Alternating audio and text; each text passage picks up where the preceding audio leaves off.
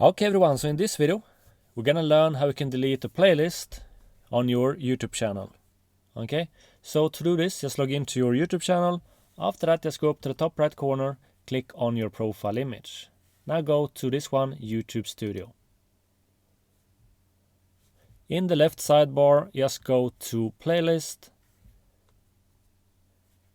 And now you can search for the playlist that you want to delete.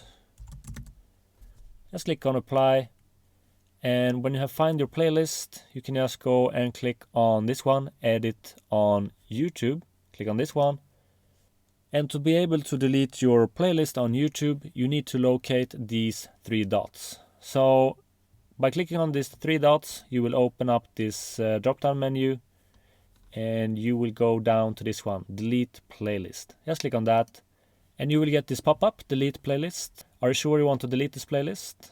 This action is permanent and cannot be undone. Your videos in the playlist will not be deleted, it's only the playlist. Just click on delete. Okay everyone, so this is how you can delete a playlist on YouTube. Subscribe for more of these videos. Have an awesome day. Take care and bye.